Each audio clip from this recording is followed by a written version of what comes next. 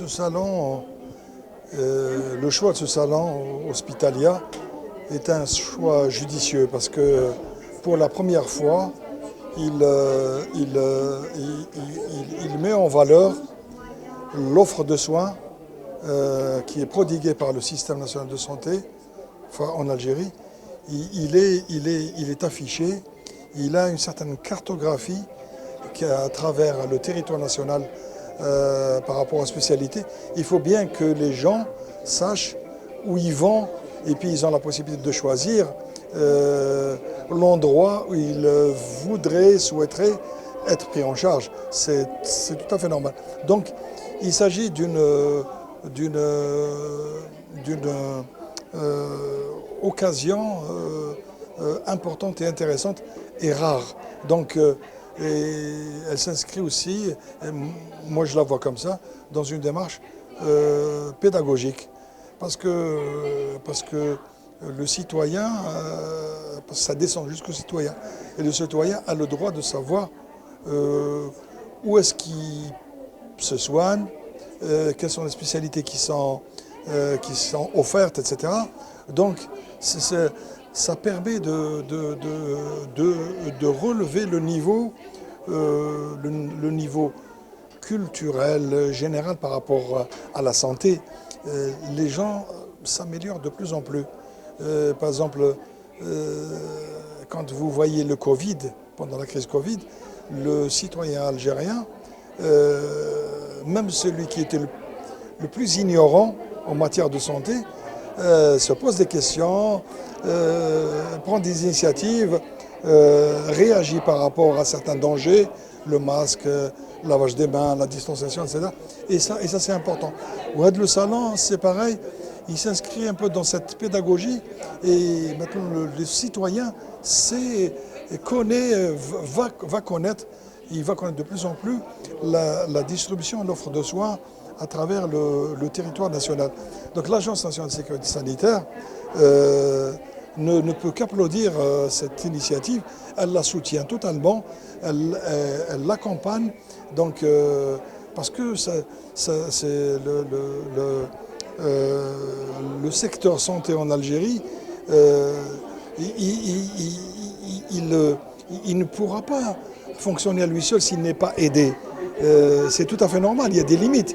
Il y a des moments où si les gens ne comprennent pas, ils vont envahir l'hôpital, comme dans le Covid, et n'importe quel système sera dépassé.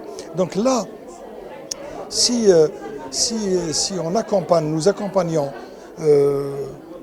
la santé, par exemple là, le salon d'aujourd'hui, c'est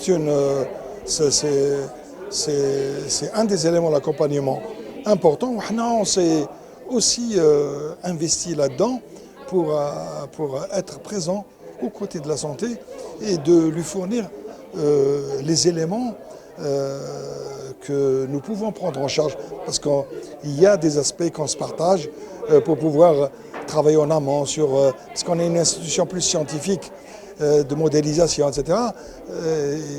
Et tout ça, ça va aider le système national de santé qui va tenir compte de tous ces aspects. Et la santé ne sera que meilleure, j'en suis confiant, au fur et à mesure du temps, au fur et à mesure des années. Le système de santé en Algérie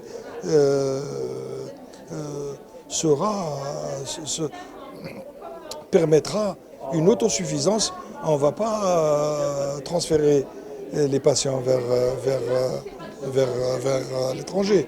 Donc, ce sont des démarches très importantes et qui pourraient donc aider à cette dynamique. Parce que